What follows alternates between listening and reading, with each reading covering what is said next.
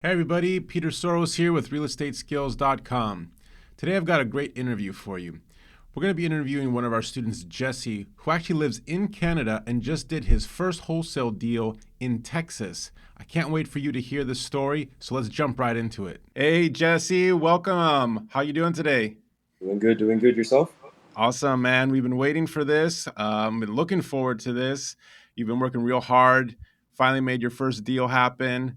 So we're really excited to kind of get the whole story behind it and learn more about you. So let's start off there.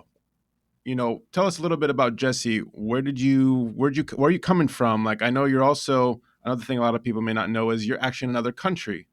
You're not actually in the United States. So that's another big thing that I think that you were able to accomplish from over there.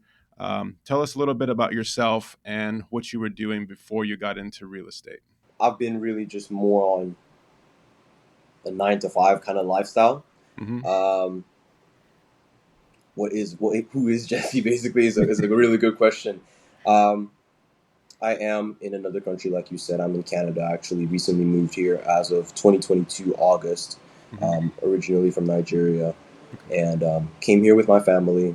Started off with school. I was in college. Finished, I believe, beginning of ending of 2024 actually. And yeah, basically just thought to myself, what am I going to be doing afterwards? I actually majored in marketing.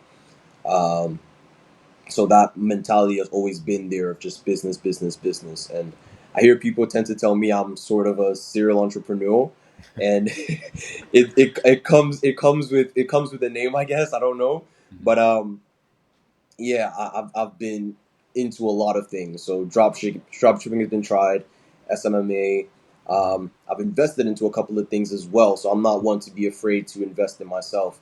Hmm. Um, and yeah, I would say all those things being tried time and time again never really stood out to me in terms of things that actually could propel me to the level I want to be at. And I think real estate has always been in the back of my mind. Hmm. Um, but then looking at it, it always seemed as though, how are you going to start? I feel like that's the main question for everyone, really, when you think about real estate. It's like, how are you going to start? Where are you going to begin? You Yeah. need to know that you have usually some sort of capital sitting somewhere that you're going to use to propel yourself forward, or even have good standing at all. Um, and yeah, it never occurred to me that there was a way to be able to actually access real estate or get into real estate without having that much money being inputted into what you're trying to do. So I think how I found you guys, very, very funny situation actually. I was My definition of doom scrolling is not the same as what you think.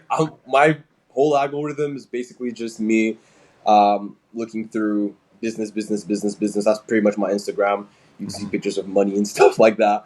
But so yeah, I was scrolling through Instagram one day and came across Alex talking about, here are the easy steps to wholesaling. And I'm thinking, wholesaling, this guy's probably talking about like retail products and, like, Hmm. those kind of things. But he gets into it, and I hear wholesaling a house, and I'm like, okay, So I've always been one to look at the middleman as the solution in any level of sales. I would say, if you talk about car dealerships, usually it's the middleman that is making most of the money, or if not most, fast money, Hmm. right? It's not too hard because you didn't invent anything. Um, and you're not actually having to put down really that much costs or expenses, rather, Not right? manufacturing anything, just Exactly. in between. Yeah. All Hmm. you did was come into the picture and you sold something and you make a ton of money. So that's pretty much it.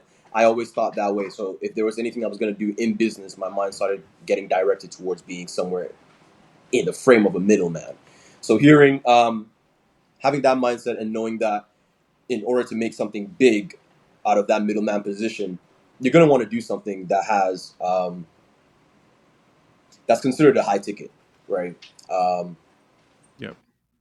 there's no higher ticket than a house. Hmm. There's no higher ticket than a house. I don't think so, at least. Properties are everywhere in the world.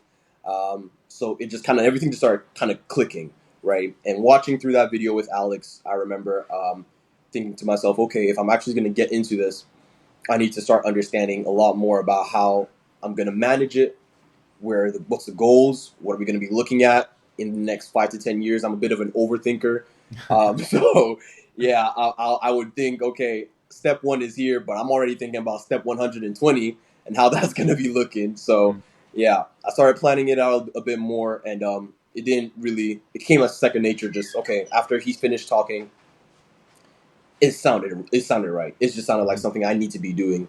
yeah, Sounded like something that I could actually do as well. mhm, So got into the course, amazing community, you know, mhm, all props to you and Ryan and the rest of the team. Everyone was just so nice, and going into it, it just seemed effortless at a point. I think my first contract got locked up. Um, I joined the program, I believe, January 31st. My first contract got locked up February the first week. I mhm, was actually working with another person in the group. His name is Michael Daniels. mhm. He's been in the group a bit longer than me. And we got that first property locked up. I think you might remember it, 1105 Smith Street, if I'm not mistaken. I'm not sure if I'm able to share the address, but yeah, That's fine, yeah. it was just that. So it was consistently just locking up contracts and locking up contracts. Um, but yeah, that's how it's been so far, and that's a little bit of a background of me and how I basically came into it. Yeah. Were you said, like, real estate was always kind of in the back of your mind. I've heard this with other students too, is, they were doing things like drop shipping or stocks or whatever, but the goal was always to get to real estate. They just didn't know you could just get into real estate right away. Was that kind of the same thing with you? Actually, no. Okay. With me, I looked at real estate and I thought to myself that, yeah, just kick that thought out of your head. When we're going to be doing that is when we have money like Jeff Bezos or something. I always looked at it as it's something you start getting into when you already have so much money that it's like Mhm. insane not to get into it at that point. Right. Okay. So yeah, it was something that I felt like I would have gone into at some point in time, but it Mhm. wasn't something I thought I would be doing at 19, 20, 21.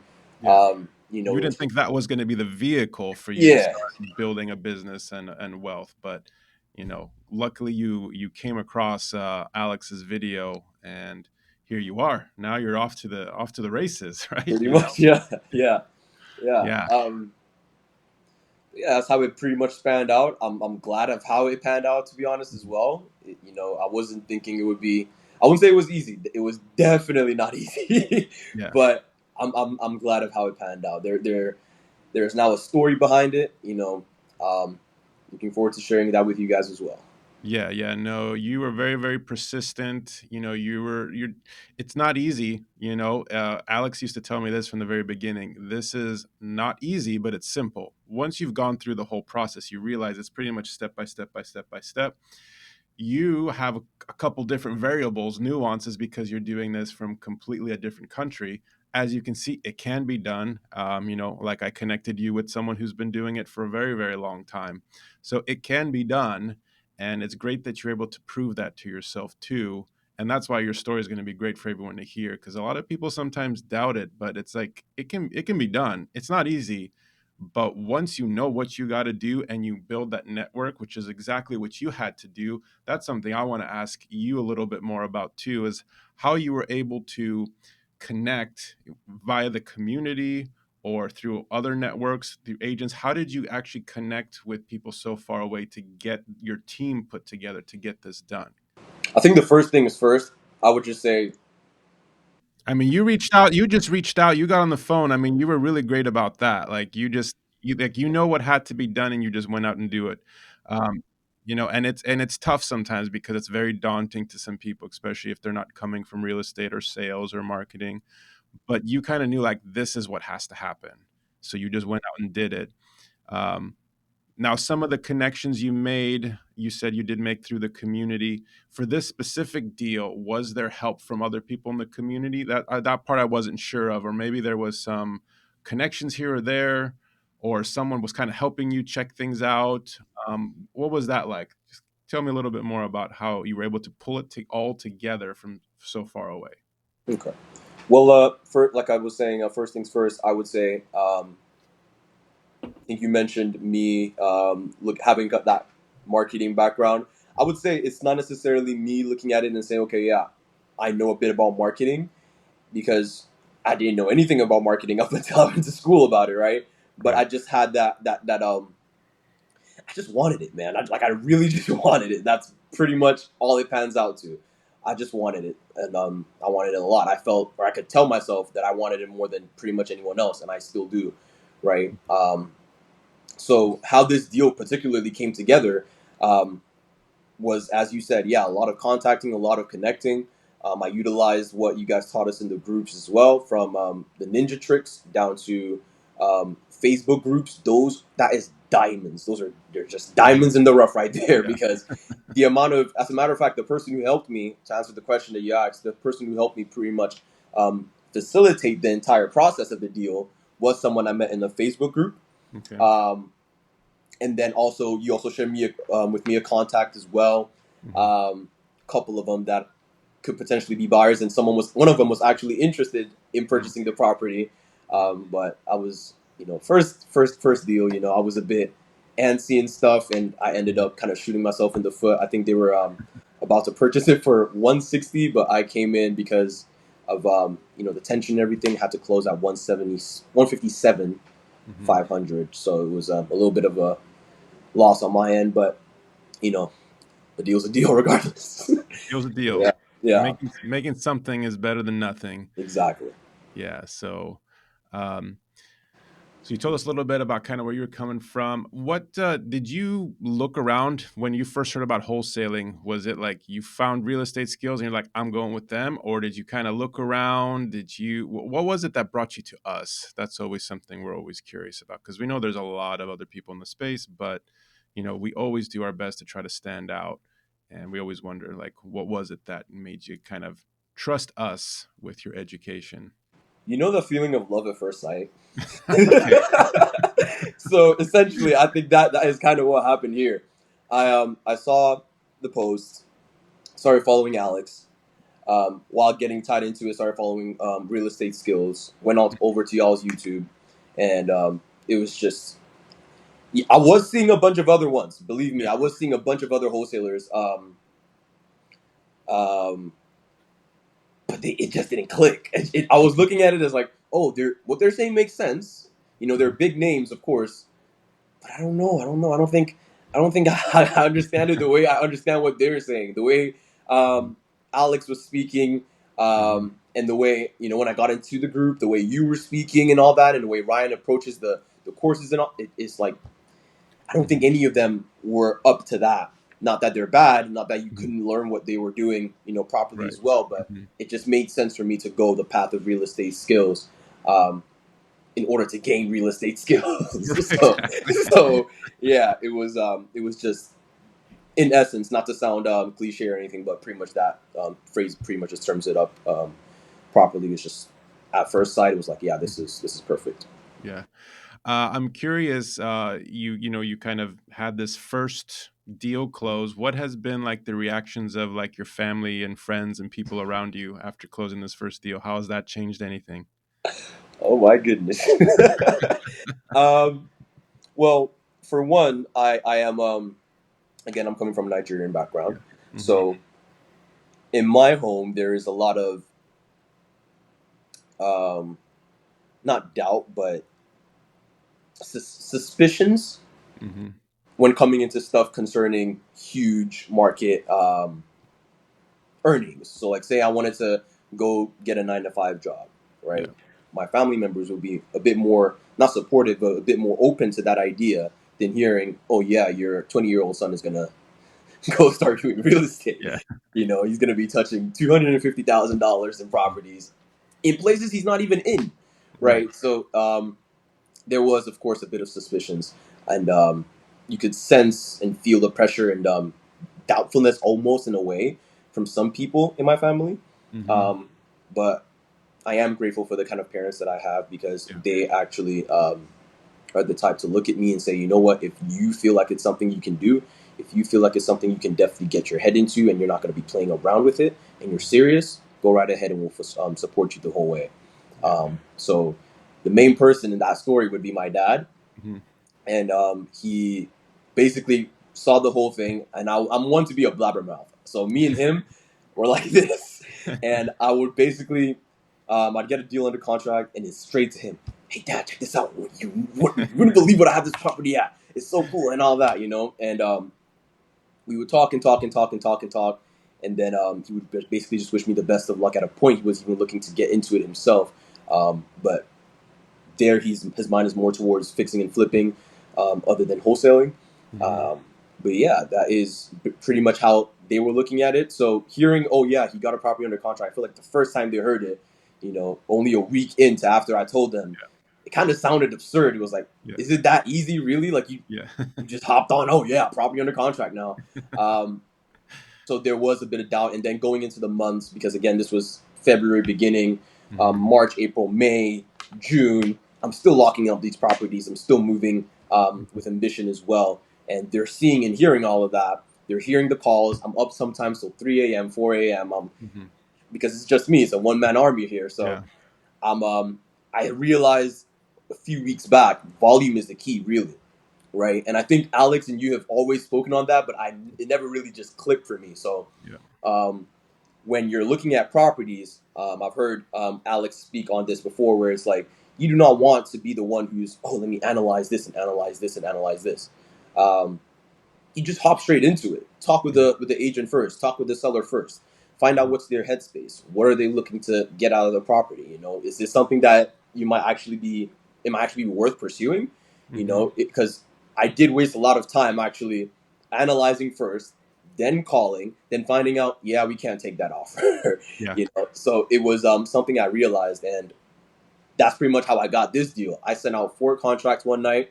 I don't know what went through my head. I think well, it's not showing up on my wall, but there's like a poster I have there that basically from the real estate skills group there that basically just says send 1 offer a day.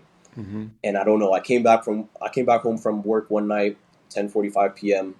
That was the first thing Mm-hmm. I saw when I came in, and Yeah. I looked at it for a second, and I don't know what clicked, but I was like, you know what, you know what, forget 1 offer. Let's Yeah. do as many as we can. And I sent out 4 contracts that night, or the next morning rather. Mm-hmm. Um, and I was basically just betting on myself. I went to Mm-hmm. my Instagram, did a whole little video on it, and I was like, you know what?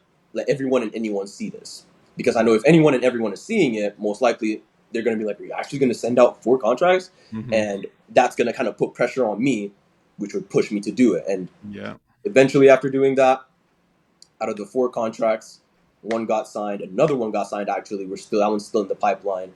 It's a land deal, but yeah, one got signed, contracted, and that's the one that sold basically first off. Mm-hmm. So yeah, it was more of just that. I think my family looked at that and was thinking it wasn't possible, Mm-hmm. but we're here for you. Yeah. So hearing at the end of the day that it did become possible, when I printed out the HUD statement and my mom came upstairs, saw the printer, and is like, "What is this? What is this? What are these big numbers I'm seeing?" And I'm like, "Oh yeah, I got paid." So it was like, it was a really ecstatic feeling. I feel like more as to the family than me. In fact, for me, Mm-hmm. it was weird actually. I saw the money actually land, and how it panned out was so funny. Mm-hmm. I was sitting on my desk looking through another property, as a matter of fact. And of course, I'm still trying to facilitate the process to close. And the closing agent basically had just replied to an email saying that she needed some things from the lender. Um, and then my buyer reached out back again to the closing agent saying that, hey, we submitted all those things. And right now, we just want to know, are we funded so we can get in there and start turning on some utilities and start working on the property? Mm-hmm. Um, and I'm seeing all these things on email, and I'm not replying. I'm just reading it. Yeah. And then she just replied, "Yep, we're good to go, closed and funded." And I'm looking at the email. I'm like, wait a second, huh? And I checked because I had to. You referred me as well. I had to set up an out of state or out of country actually Mm-hmm. bank account. And by the time I was like, okay, closed and funded, meaning funded, like funded. So I went to go check. I go into my bank account and I see the 2,500, and I'm looking. I'm thinking, I don't think it was just blank. I was just, what just happened? It was Yeah. more of the feeling I was getting. And then where it started sinking in was again with the family when they saw everything, when I had to get the breakdown of Mm-hmm. what actually transpired and how the costs played out.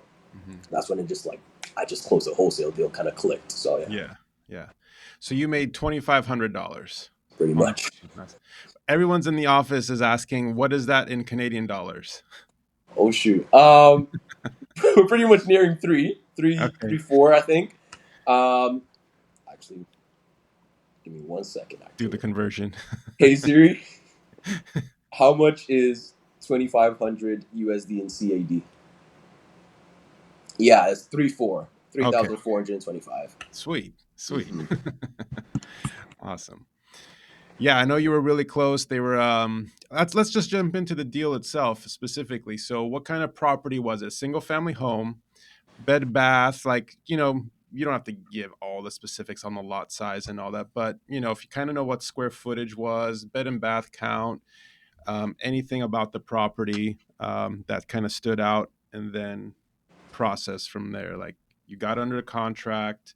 Um, were they did they have any pushback since, like, are you going to come and look at this? Like, what's the deal? Like, because that's always a question, as you know, I get all the time is, well, they want me to go look at it, or what if I'm virtual wholesaling? What do I do? So tell us about that specific part. Tell us a little bit about the property and what it was like when you got it under contract, or when you were submitting your offer, and what the feedback from the agent was. Okay, so this particular property, I like to term it as an off-market, on-market property because the person who was selling it is licensed, right? They're a broker, Hmm. um, but it was in a way kind of an off-market property because it was direct to seller. Because they're licensed, it on market, of course, is listed, but I Hmm. was still speaking directly to him without Hmm. having the interference of an agent Hmm. on my end or on his end. And the story of it was basically his parents had just passed away, and it was an inherited property, and they had a bunch of inherited properties actually. I think three of them mainly, and he wanted me to do all of them pretty much. So there was two that were 3 bedroom, 2 baths, and then one that was a 2-1 that I'm looking at right now. The 3 bedroom, 2 bath, I think someone beat me to it. The second one, that is, someone beats me to it. Um, but yeah, the first one was a 3-2. I think 1264 square footage in Cedar Hill, and I remember speaking with him at first. Goodness, so I was it was early in the morning. I think it was like 9 a.m.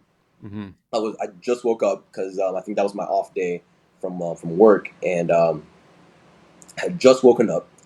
Um, what woke me up was his call. Okay. So he practically just called me, said, "Hey, you were speaking with my wife on this property. I'm the main seller. It's in my name. I'm the one who inherited it." And I said, "Oh, really?" And I see it's listed. He said, "Yeah, I'm a broker." I'm like, "Okay, okay, okay." Mind you, I still got that sleep crust in my eyes. My voice is still a bit iffy, and I'm just rushing straight to my desk. I'm trying to pull it up.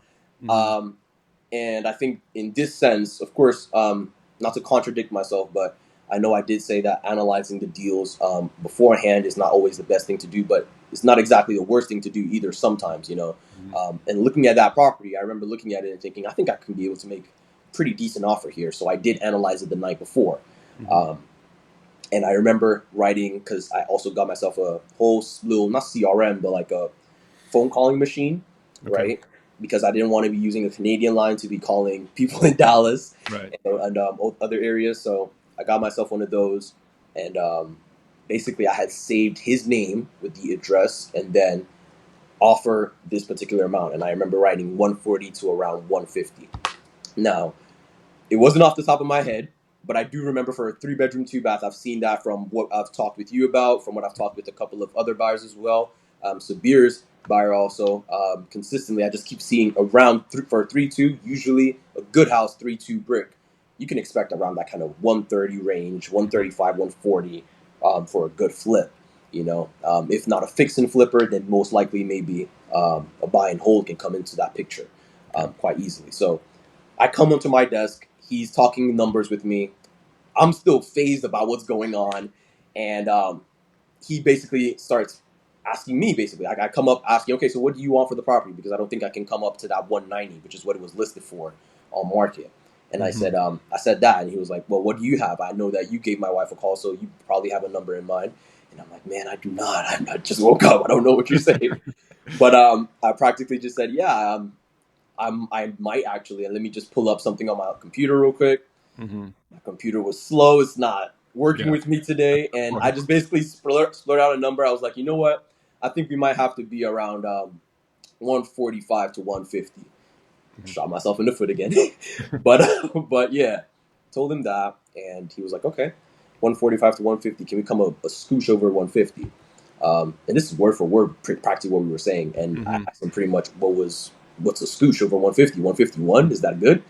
And he said, well, how about 159? And I ended up countering with 155, and that's pretty much how everything just settled there at 155.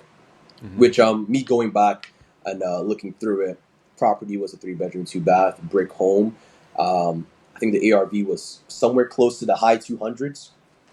Repairs I was estimating around 40K, and Okay. then I actually to confirm it because I didn't want this property particularly to be anything that I was going to play with, given the opportunity that was tied into it. If this one Mhm. closes, the remaining two most likely Right. straight, and yeah, there was a bit of pushback, but I'm glad that I got it closed. There was a bit of cussing as well, but um, I had to get a contractor out there on the 4th of July day somehow. I don't know how I did that still. But I was able to get someone out there, and they were able to take a look at the property, and they came back to me with that 45 to 55K rate for repairs, Here's given that the roof might be iffy a bit. Um, and then that was basically what kind of just shot me, like just catapulted me all the way to start speaking with buyers, because now it's that I got a price. I know the contractor for sure. Like, this is someone if you don't have any contractor, I got you. I can just link you up with these people. They already have it ready to go, and they can just bank off of that. So it was more of just 155. I'm asking 160. Will you take it? If you do, everything else is already set to go. Mhm. So title was clear. Everything was good. I had made sure everything was fine. So yeah, it was more of a easy process for the buyer, tedious process for me a little bit. But then again, I feel like that's the whole point of the wholesaling journey. It's you're going to be the facilitator. That's just it. You got Yeah. to be the one finish. You're the one basically just making sure everything's in play. You're the referee essentially. Is Yeah. the best way I look at it. So Yeah. I You're kind of you're expected it. yeah, you're solving problems. Where did you find that contractor? How did you find them? So this was after the pushback. Mhm. Seller had reached out to me one day, and I had gotten an offer for um, one. I think someone was telling me they can get it for 163, and I had the situation, which is a fault on my end. Mhm. Um, Still a flaw of the waking up early and still trying to get Mhm. a deal under contract in that moment. I got 3 day option period, and my mentality was, what are the chances that this Mhm. property is actually going to close, and I'm going to have, well, in that time frame, EMD of 155, Yeah. 1,550 dollars to put down USD. Nah, that's Mhm. that's that's unlikely. So I Yeah. kind of told myself, if you can't do it in 3 days, just count yourself out, Mhm. because that's usually when the EMD is due. Mhm. So locking it up within that time frame, I did not think it will pan out like that, because the feedback I got, the people who were actually interested, it just kind of told me, man, you messed up. And that was everyone was pretty much saying, hey, the 3 days, what were you thinking? What, just 3 days?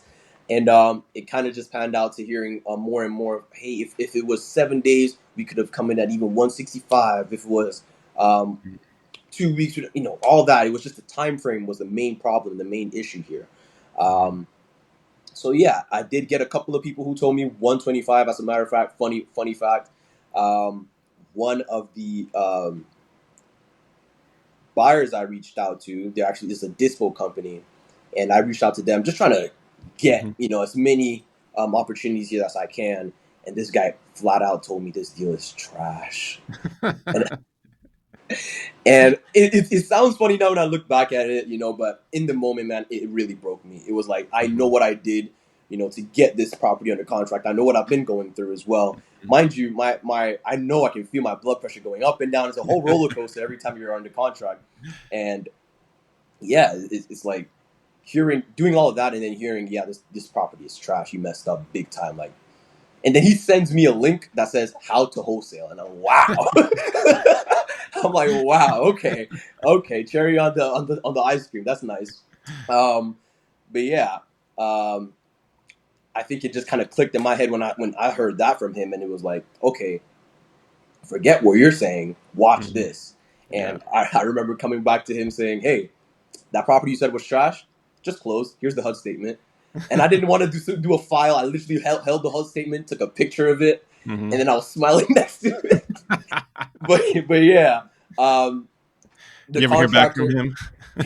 pretty much, yeah. But the contractor, um, it was online. I had just looked up a bunch of them, um, July 3rd, which was really funny because July 1st is Canada Day, right? Hmm. So we're already on our holiday over here, Okay. panning out into July 4th. So practically the whole first week of July is kind of just hard to work with. Hmm. So yeah, it was tough, but we were eventually able to get a hold of someone, I think via email after spam calling them, and then this guy reaches out to me and he says, "Hey, um, saw a couple of your calls come through.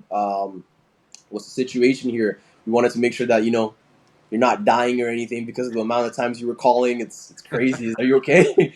And I'm like, "Yeah, man. It's just the property right now that I have under contract. I sent him the address, gave him the lockbox code and everything, and said, yeah, I just need a contracted price for this property. I need to know what I can expect to put into it. If not me, then one of my investors, to bring this thing up to like an ARV. We're thinking around Hmm. so and so number." Hmm. And they basically headed out that day. I really appreciate them. Hopefully, I'm even gonna, if I ever do look into fix and flipping, I'm most Hmm. likely gonna have to work with them, to be honest, Yeah. because that time frame, that was above and Yeah. beyond in my opinion. I I agree. myself wouldn't do that heading out on Yeah. July 4th. So yeah, it was really really nice, and that's practically how it happened. Um, they Before the end of the day, I had a number back. They sent me a whole link, itemized and everything of what I can expect to be putting into the property, and yeah, that was basically my pivot point to use on Hmm. my buyers and everything. Awesome. Two quick questions. It was in Cedar Hills, a suburb of Dallas. Is that what it was? Correct. Correct? Yes. Okay. And then the other one was, did it cost you any money to get this? Like you had an option period, Hmm. an option fee. What was it? It was 100. $100. Okay. Yeah, Which then you got credit that back or got it back some point somehow. practically. Yeah. Okay. Just always like to ask that question too. All right. Um, let's see. So he closed this deal, and you've got some other ones in the pipeline with this same seller. Yeah. Okay, cool. So still working on those. That's good. And I know Given that he's a broker as well, I'm hoping to. Um, it was a really nice. It was not a really nice. It was a really funny. And I feel like the whole deal is just it's something for the books, in my opinion. um, because he's a broker. Um, Started off with kind of a really nice play, and then everything was really really nice in terms of rapport. Turned into something else somewhere within the middle when I started asking for an extension for the option period or the closing. Either or, I didn't really mind. Just give me some time to work here. And there was a deadline actually, because he and his family were traveling to Hawaii on the 21st. hmm No, they were traveling on, if I remember the date correctly, it was that Friday. I can't remember the exact date. I forgot, but they were supposed to return on the 21st. Sorry, and yeah, it was just a situation where he was telling me he wants this house sold before he leaves, and then the other two done in contract, or at least contracted before he leaves as well, so that he can close once he gets back.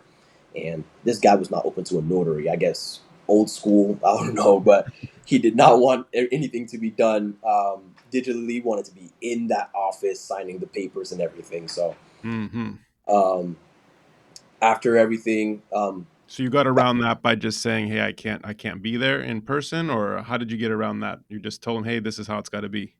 um, how did I get around that? I think I was leaning more towards my buyer, because if I'm able to get a buyer before that time period, it Right. doesn't really matter if I'm there or not, right? Exactly. It's more of just, can the buyer get there? And I made Hmm. sure that this particular buyer buys a lot in Cedar Hill, Hmm. using the ninja trick, basically what you always teach me, which is the privy trick. You go onto privy, Hmm. you look through who has been buying properties in that area, and this guy was, and a bunch of his partners as well were doing so, and they're usually fixing and flipping. They're buying and holding as well. So I made sure he was legit before I continued with him, and made sure that he was in the area so I don't encounter that last problem with that last Yeah. buyer who says closing day he can't come through. So yeah, that was pretty much how I kind of just got around. I not necessarily got around it, just kind of threw that question to the side. Like, it doesn't really matter whether I'm there in Yeah. person or not. Hmm. But yeah, it was also a bunch of cussing as well because, of course, when you ask the question, hey, can we get that extension? They're usually not exactly open to it. You told me this time, stick to that time. Gave me a list of people he's worked with in the past. If you need lenders, because that's one of the excuses I was trying to use. Oh, my buyer's lenders is probably gonna have to, do this and do that and do this and do that. And he was like, well, you told me first off that you were going to be the one closing on the property, and now you're telling me that you're wholesaling it over. I didn't mind. I did not care. But now you're telling me that the buyer's also having issues. I do not want this. And, words flew. Hmm. But overall, I think he, at the end of the day, sent me a text. I think I posted that in the group as well.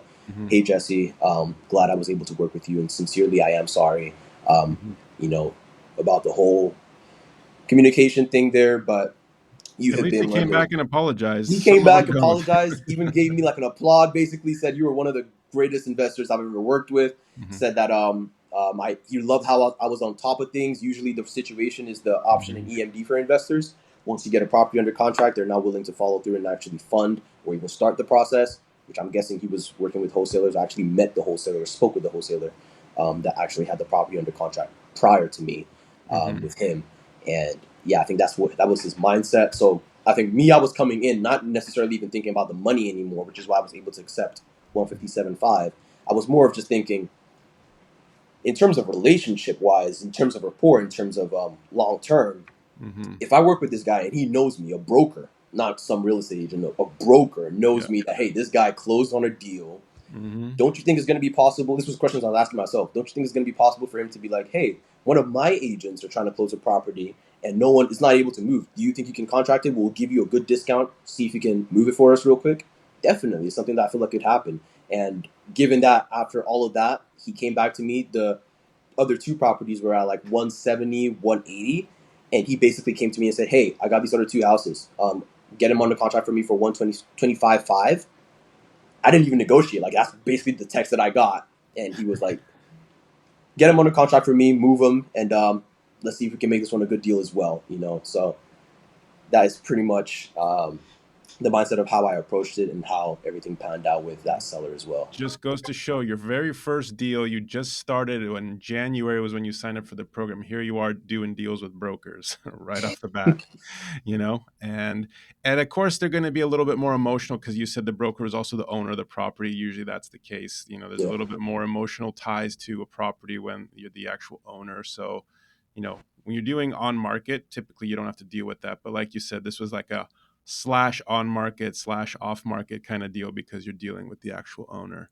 Hmm. But again, we all applaud you on how you pulled this one off because I remember you calling me like, "What do I do? This is happening. What do I do next?" I'm like, "Okay, well, just do this and do this, and let's see what happens." It's the holiday weekend. Like it's kind of a tough time, but do what you can. And when I heard that, like, okay, someone wants it for this much, and we're moving from, I'm like, "Wow, this is awesome."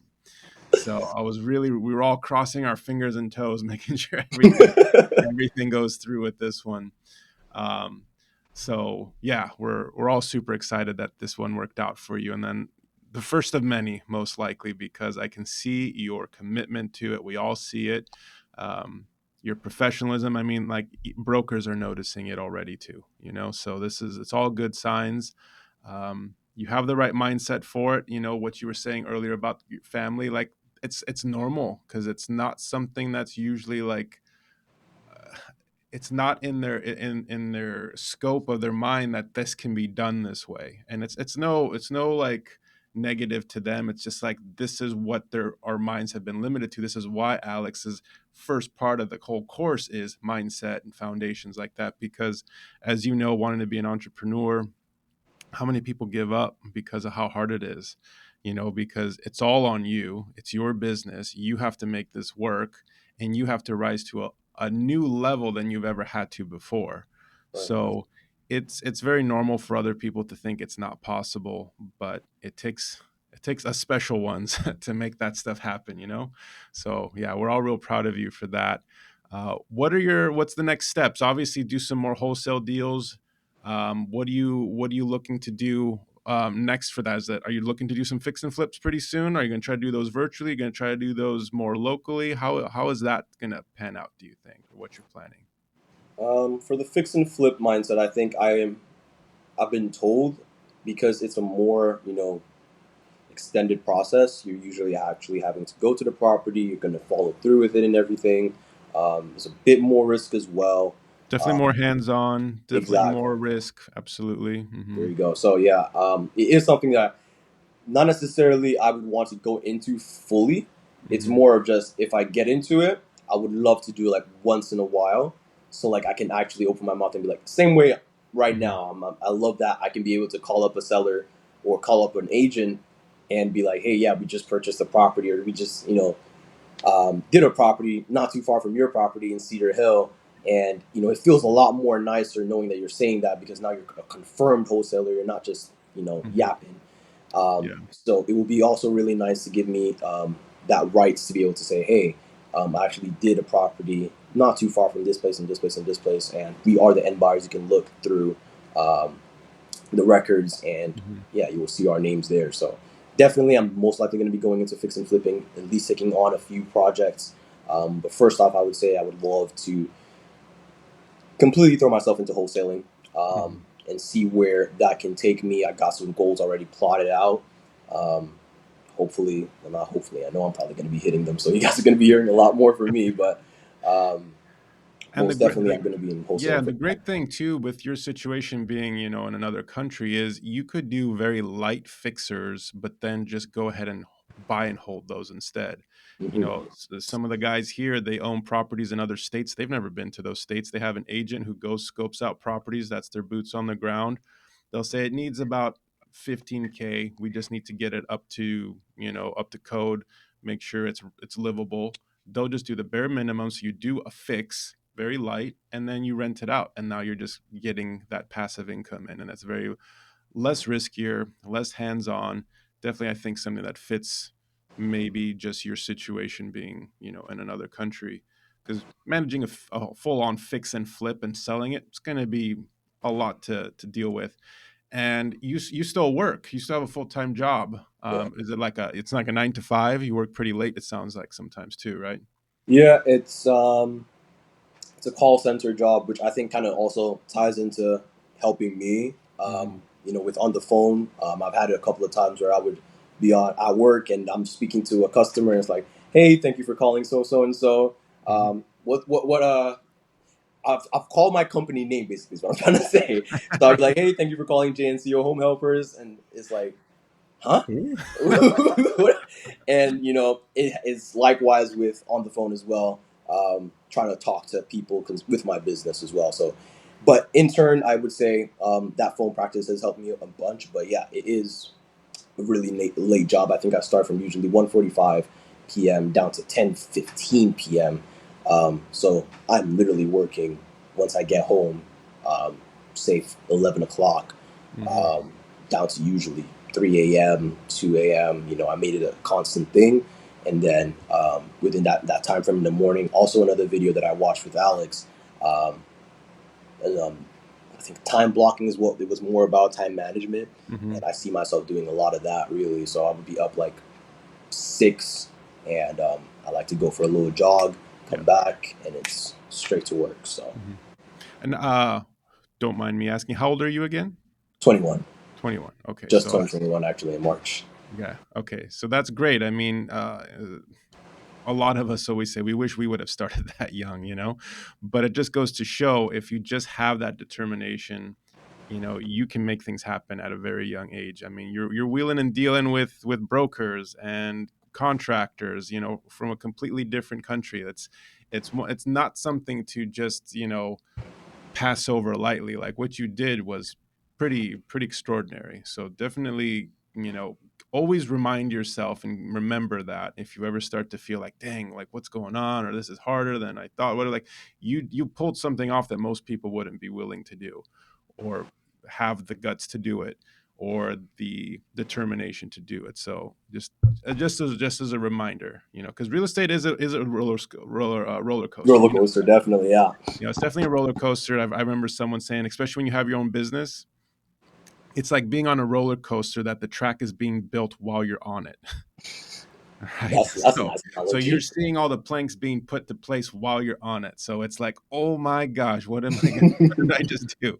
Right. So that is the feeling. So you definitely have to, have some faith in yourself, trust your choices, and trust your training too. That's another thing too that you kind of mentioned earlier.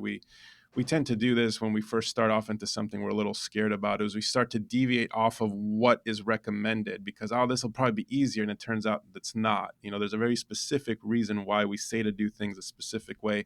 I learned it the hard way too, so that's why I give everyone the same advice now. Like, just trust the process. It's been time tested. um, but again, yeah, it's just coming back to it. What you did was really really great, and always don't forget that, and applaud you. And I'm sure your family's excited for you, and they can't wait to see everything else you start building. So, last thing, just what would you like to share to people who've thought about maybe either joining Real Estate Skills or getting involved in real estate investing, and starting a business like this? Just what would your words of advice be after doing your first deal and getting this far? In essence, lock in. Hmm. Just lock in, because there's one thing that I know my parents have always told me: if you're going to be doing something, it's always advised to not do it half-heartedly. Hmm. So you can't have one foot in the door, one foot out, and be saying, "Oh, if real estate works, if real estate works." Of course, it's advised. You know, scour the layout before you jump in. Understand what you get yourself into, look into it, make sure that it's something that you can look into and say, "Yeah, I can actually do." Um, Take a chance on yourself. Really, I think this is Hmm. where it sums up to. Just really take a chance on yourself. Be delusional, almost. I know Hmm. I was delusional after hearing 125K is what's going to have to sell for, and I'm Hmm. asking 160. Yeah. But then it's like I was still in that mindset where I can get this done. I can definitely get this done. Doesn't mean that I wasn't scared. I was definitely scared. I was, thinking to myself, because mind you, I was out of option. That's how crazy this deal was. I went out of option. Um, Earnest money was not even paid. So now we're in the process of actually, if not finding a buyer soon, I'm the one closing on this property. And because of the short time frame I gave myself to close as well, it was really, really scary. I remember being at work looking at it and thinking, man, what have I done? Essentially what you were saying. What have I done? Um, and yeah, it's just, you just got to take that bet on yourself. You just lock in. Think Hmm. nothing else of it. It's just do the work, volume, volume, volume. Of course, utilize connections as well. I found I found that to be gold, Hmm. right? Where you don't know something, someone else will. And I've always heard, my parents always tell me this as well. You want to always follow the people who know the road. So if someone has already been doing this 25, 30 years, 10 years, you see Hmm. people like Ryan amounting over 10 million, I think, right, in his portfolio now. It's like, Yeah. what the heck makes you think that he doesn't know what he's speaking, or what he's Right. talking about, rather? Hmm. You coming out here saying you've had the experience as an agent, Hmm. you've also had the experience of wholetailing, right? Hmm. And then you also still wholesaling. It's like, who would just sit down and be like, oh yeah, they say everything, but yeah, I think this and I think that and I think this, or I think I can do it myself. So Hmm. yeah, I'm all for, in terms of advice, follow who knows what they're doing, right? And you will be able to find out who knows what they're doing. Definitely, Hmm.